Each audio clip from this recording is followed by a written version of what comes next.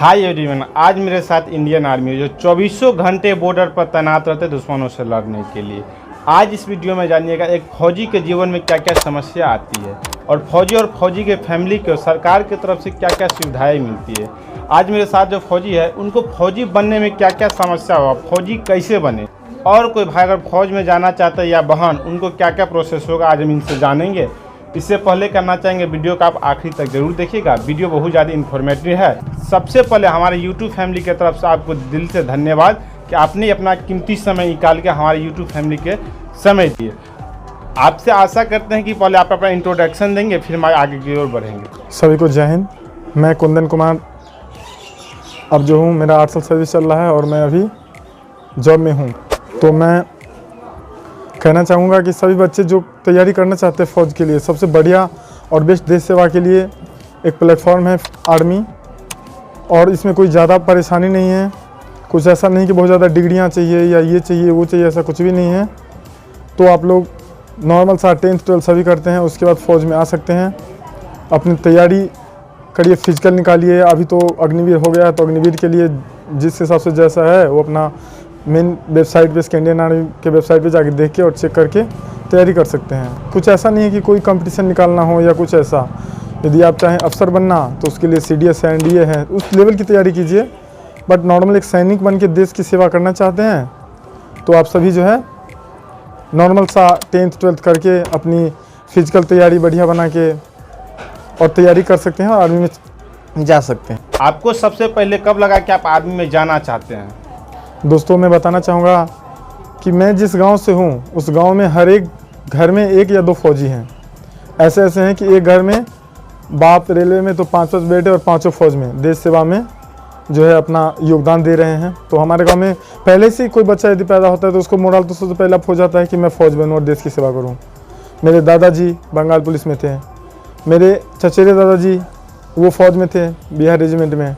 उसके बाद बगल के और भी चचेरे दादाजी वगैरह हैं, जो जितने भी हैं सारे फ़ौज में थे। तो मेरा जब मैं 6 में था, 7 में था, मेरी लंबाई तो कुदरत का देन है, भगवान ने दिया ही था। तब से मेरा मन था कि मैं फ़ौज में जाऊँ और देश की सेवा करूँ।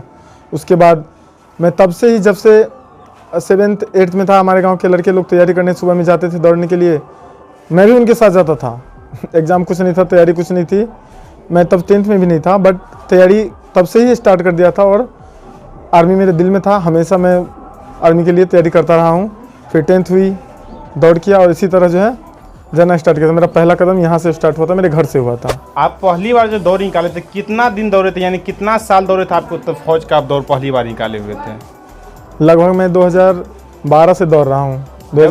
जब आप दौड़ निकाले थे एक ही बार में सब कुछ हो गया, या कि फिजिकल या मेडिकल या रिटर्न में से कहीं मतलब साइड भी हो गए थे? नहीं, जब मैं पहली बार तो दौड़ निकला ही नहीं।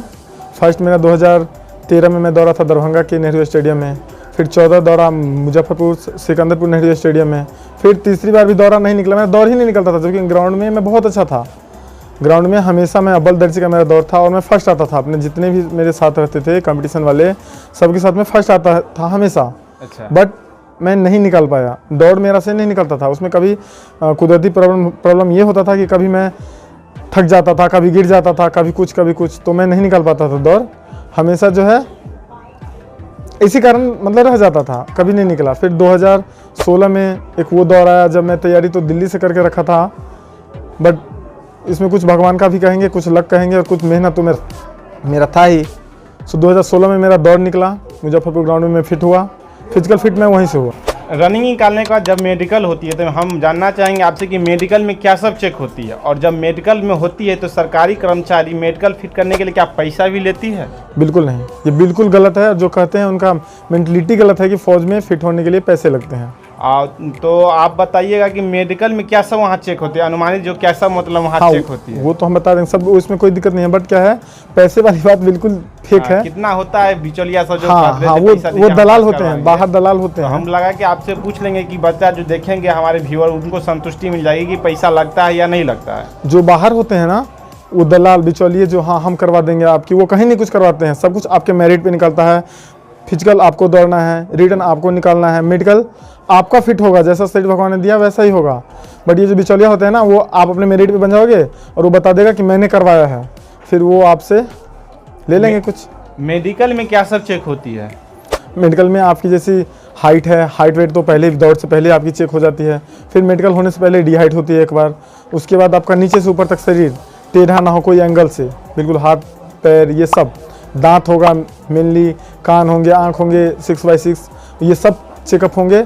हाइड्रोसल भी चेक होंगे, आपके बवासीर भी चेक होंगे। तो मेडिकल की प्रोसेस है वो पूरे के पूरे चेक होते हैं। यानी शरीर के जितने भी पार्ट है सब चेक होते हाँ हैं सारे क्या? चेक होते हैं, सारे चेक। अब जब फिजिकल निकाले, जब मेडिकल निकाले, तो आप रिटर्न की तैयारी कहाँ से किए थे और कितना घंटा आप पढ़ते थे?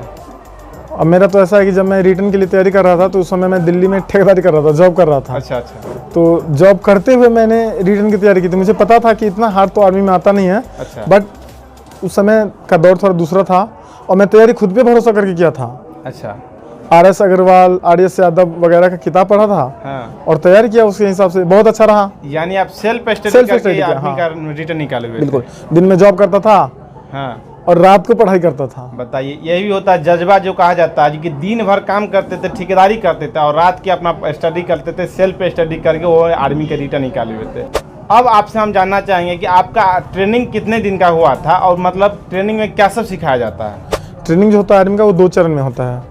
पहले चरण में जब हम जाते हैं डिस्पैच हो गए तो पहले तो 19 वीक का होता है बेसिक, जिसमें हमें वेपन ट्रेनिंग, ड्रिल और फिजिकल ये होता है। HRDC में भी कुछ पढ़ाया जाता है, ह्यूमन रिसोर्स डेवलपमेंट सेंटर होता है HRDC, उसमें भी जो है सो पढ़ाया जाता है। सब इस तरह का ट्रेनिंग होता है। लगभग बेसिक जो 19 वीक होता है, उसके बाद एडवांस टेक्निकल ट्रेनिंग होता है, जिसमें जो ड्राइवर है उनका ड्राइवर का दिया जाता है, जो गनर है उनको गन पे सिखाया जाता है। क्योंकि मैं गनर हूँ और नासिक आर्टिलरी सेंटर से किया है ट्रेनिंग, तो गन पे ट्रेनिंग किया है एडवांस। और जो ऑपरेटर हैं उनको ऑपरेटर सिखाया जाता है ऑपरेटिंग का।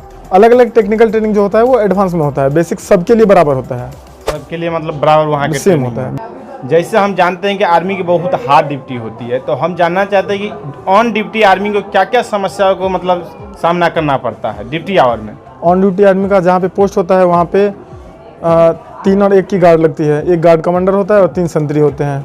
वहाँ पे पोस्ट बनी होती है। उस पोस्ट पे जो है सो संतरी बार बार 2-2 घंटे पे चेंज होते रहते हैं और एक गार्ड कमांडर होते हैं जो कंट्रोल के लिए होते हैं। यदि कुछ भी हमें दिखता है सामने कि कोई आ रहा है या कुछ ऐसा जिसको हम पहचानते नहीं है, कुछ भी अनहोनी होने की संभावना, तो सबसे पहले हम अपने गार्ड कमांडर को बताते हैं कि ऐसी बात है। फिर वो अगला इन्फॉर्मेशन स्टेप बाय स्टेप आगे चलता रहता है। उस दौरान ड्यूटी के दौरान बारिश हो या कुछ भी ऐसा हो तो हमें घबराना नहीं होता है। हमारे आर्मी में ट्रेनिंग के दौरान एक बात कही जाती है कि आखिरी गोली और आखिरी दुश्मन तक टिके रहना होता है। मतलब आखिरी गोली और आखिरी दुश्मन तक आपको वहाँ डटे रहने डटे रहना होता है। हाँ हाँ, बिल्कुल बिल्कुल, जब तक सांस है तब तक आस है। अच्छा, जैसे कि आपने जम्मू कश्मीर में ड्यूटी करके आए, वहाँ सुनने में आता है कि वहाँ बहुत ज़्यादा ठंड होती है? हाँ बिल्कुल होती है। मैं -4 डिग्री में रहा हूँ वहाँ पे। अब -4 4 डिग्री डिग्री तक रहा मतलब, हूँ। हाँ मतलब जब आपकी ठंड वहाँ -4 डिग्री तब तक वहाँ ड्यूटी आप किए हुए? हाँ बिल्कुल। वहाँ बर्फीला पूरा जगह होगा? बर्फीला है। वहाँ पे ऐसा होता है कि जो टंकी में पानी आती है ना, जी। वो पानी जम जाती है। यानी जो पानी पीने की आती है वो पानी हाँ, जम जाती है? पीने की, नहाने की जो भी है, जो आती है सप्लाई से, वो जम जाती है बिल्कुल। फिर तो उसको कैसे उसको पीते? गर्म किया जाता है, पीने के लिए गर्म भी करके किया जाता है? हाँ निकालना पड़ता है। नौकरी से पहले और नौकरी के बाद आपके पास कोई गर्लफ्रेंड थी? बिल्कुल नहीं है, इस मामले में बिल्कुल जीरो हूँ, क्योंकि मेरा शक्ल इतना अच्छा नहीं है। कभी कभी ऐसा होता है कि कितना आदमी कहा जाता है कि आपके पास गर्लफ्रेंड आप सक्सेस नहीं होते। जैसे कि हम पिछले एक दोस्त के इंटरव्यू लिए थे, उसने बताया कि मेरे पास गर्लफ्रेंड थी लेकिन हम सक्सेस किए। कभी कभी ऐसा होता है, बहुत आदमी कहता है गर्लफ्रेंड नहीं थी। बहुत रंग की बात होती है, इसलिए हमने पूछा कि आपके पास थी या नहीं थी? मेरे पास कोई गर्लफ्रेंड नहीं थी, नौकरी के बाद भी और नौकरी से पहले भी और नौकरी के बाद भी। चलिए, मैं बहुत बिल्कुल बहुत धन्यवाद कि आप इतना शरीफ निकले। हाँ मैं हमेशा सेफ रहा हूँ, क्योंकि जिनके गर्लफ्रेंड होते हैं वो सेफ नहीं होते हैं, कब फंस जाए उनका पता नहीं होता है कुछ भी, है ना? हाँ बिल्कुल। अच्छा, चलिए अगला क्वेश्चन ही है आपके साथ कि फौजी और फौजी के फैमिली को सरकार की तरफ से क्या क्या सुविधाएं मिलती है और फौजी के पत्नी के कुछ स्पेशल सुविधाएं मिलती है क्या? अब देखिए, जब आप ये जानते हैं या सभी लोग जानते हैं कि फौज कितना डेंजरस जॉब है, जो भी सेवा है ना जी। तो उसका तो कुछ ना कुछ सरकार भी सोचेंगे उनके बारे में। सही बात। तो ऑन ड्यूटी कुछ होने पे तो उनके वीरांगनाओं को, विधवा जो होती हैं उनकी, है ना, उनको सब कुछ लागू होता है बिल्कुल। यदि उनके बड़े बच्चे हैं तो उनको जॉब भी मिलते हैं उनकी जगह पे। अच्छा। बट जो नॉर्मल है, जो मतलब सुविधाएं की बात की है ना आपने, तो सुविधा के हिसाब से जो है सो एक फौजी के डिपेंडेंट को, आर्मी पर्सन के डिपेंडेंट को, वो जहाँ पे पोस्टेड है जी, उनके मम्मी पापा, 2 बच्चे, फैमिली और छोटी सिस्टर, इनको एक बार जाने आने के लिए जो है 3rd AC लागू है, उसमें जा सकते हैं और आ सकते हैं। उसके बाद CB में सब घूम सकते हैं, कहीं कोई दिक्कत नहीं है। और उनके बाद वो अपना क्या कहते हैं, ग्रोसरी आइटम होता है, ग्रोसरी कार्ड होता है, जिसमें वो 5,000 5,500 का सामान ले सकते हैं कैंटीन से। लगभग सामान जो होता है कैंटीन का जी। वो टैक्स फ्री होता है। अच्छा। उसके बाद लिकर का तो बताने से कोई मतलब नहीं है, यहाँ बंद है बिहार में, तो लिकर का भी ऐसा होता है, 5 बोतल मिलता है। अच्छा, सुनने में आता है कि मतलब फौज को दारू मिलते हैं, जैसे बिहार में हम लोग, आप लोग को गए बिहार में बंद है, तो आप लोग जो बाहर अदर स्टेट में रहते हैं तो आप लोग को वहाँ सप्लाई मिलती है? हाँ, वहाँ मिलती है, बिल्कुल मिलती है, हाँ, कोई रोक टोक नहीं है। अपना 5 बोतल हमें 2 पैक के हिसाब से रोज मिलता है, वो यानी बस महीना ले के सकते 5 बोतल मिलती हाँ। है। एक बोतल में होता है 12 पैक, अच्छा। तो 12 पैक के हिसाब से जो है 60 दिन का हो गया, 60 पैक हो गया, हाँ। तो 2 से डिवाइड कीजिए उसको, तो 30 दिन का हो गया। एक दिन का 2 पैक मिला हाँ, जाता है। हाँ, हाँ, मिलते हैं। चलिए, आर्मी के खाना में क्या मिलता है और कैसा खाना रहता है? हाँ, और वहाँ मांसाहारी का और शाकाहारी का भी गुंजाइश है? बिल्कुल है। आर्मी में जो खाना है बिल्कुल बेस्ट है, उसको कोई ऐसे देख ही नहीं सकता कि इससे बढ़िया हमें मिल नहीं सकता, तो हम क्या बताएं। आर्मी का जो खाने का शेड्यूल है बहुत बढ़िया है। जैसे सप्ताह में 7 दिन होते हैं, 4 दिन तो उसमें खीर बनता ही बनता है। हाँ, मंगलवार को स्पेशल बड़ा खाना कई यूनिट में बनते हैं, कहीं नहीं बनते तो खीर तो बनना ही बनना है मंगलवार को। सोमवार को चिकन बनेगा मांसाहारी के लिए जी। चिकन बनेगा, दाल चावल रोटी सबके लिए है। तो जो शाकाहारी है उनके लिए पनीर बनेगा जी। कोई भी बड़ा खाना हो या कुछ भी हो, कोई फंक्शन प्रोग्राम हो, तो उसमें दोनों के लिए अलग अलग होते हैं, चिकन होते हैं जी। और पनीर होते हैं। जो शाकाहारी हो अपना पनीर खाते हैं फर्स्ट क्लास, पनीर बनते हैं उनके लिए चिल्ली पनीर है, ऐसे कोई भी आइटम पनीर का होगा, 100% होगा। जो मांसाहारी है उनके लिए चिकन होगा, मटन होगा, ऐसा कुछ होता रहेगा। तो ये जो है सो कंटिन्यू चलता रहता है। सप्ताह में 4 दिन का लगभग व्यवस्था है। शाकाहारी है उनके लिए खीर है, पनीर है, जो मांसाहारी है उनके लिए चिकन है, और बाकी चावल दाल रोटी सबके लिए बराबर है। अच्छा, ऐसा भी है कि एक लिमिट मात्रा में कि आप इतना ही खा सकते हैं, या जितना पेट में आ सकता है उतना खा सकते हैं? आप जितना खाना चाहे उतना खा सकते हैं, क्योंकि कोई ज़्यादा खाता है तो कोई अपने जो राशन का स्केल बनता है उसमें कम भी खाता है। कोई ज़्यादा खाने वाला हो थोड़ा सा ज़्यादा खा लेता है, लेकिन कोई कम भी तो खाता है। कोई 4 रोटी का उसका बनता तो सबका उतना ही है, बनता उतना ही, जितना ग्राम स्केल है उतना बनता है। कोई ज़्यादा खाता है तो कोई कम, से कोई फर्क नहीं पड़ता है, सबको हाँ पेट भर के मिलता है, कोई दिक्कत नहीं है उसको। एक साल में आर्मी को कितना दिन छुट्टी दी जाती है, और जिसको जो दिन छुट्टी दी जाती है उसका भी पैसा सरकार देती है या नहीं देती है?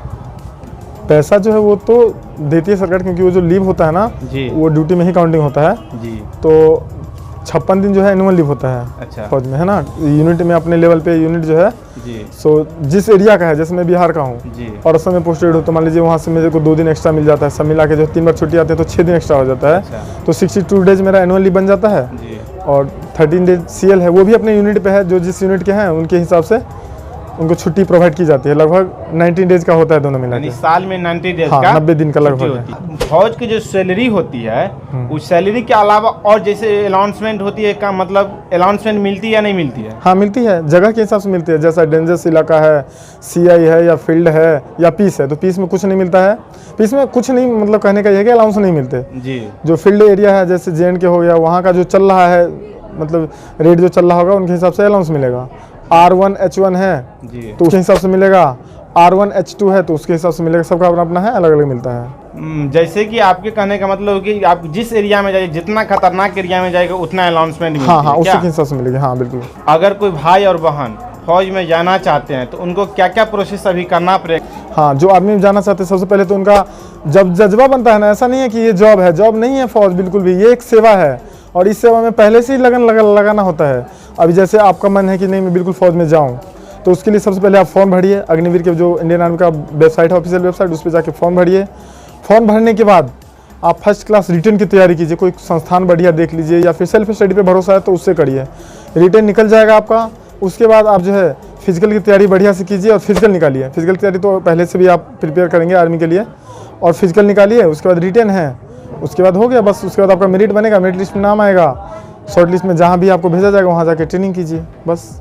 आर्मी में एक बात की हमेशा समस्या रहती है कि फौज में छुट्टी अपने मन से मिलती है या मतलब सरकार के अनुमति से मिलती है? छुट्टी तो आपको अपने मन से मिलेगी, लेकिन यूनिट पे डिपेंड करता है कि यूनिट में आपकी ज़रूरत है या नहीं है। मतलब अगर यूनिट की अगर जरूरी है तो आपको छुट्टी नहीं दिया जाएगा, चाहे आपको जितना भी काम। हाँ, बिल्कुल सही बात है। वो लगभग मैनेज करने से हो जाता है, बट क्या है आपके यूनिट में आपकी ज़रूरत कितना है, नफरी कितने हैं, वो होने चाहिए। उसके बाद उसके हिसाब से मिलता है। 30% छुट्टी लगभग जो है सो दी जाती है और 60% यूनिट में रहते हैं।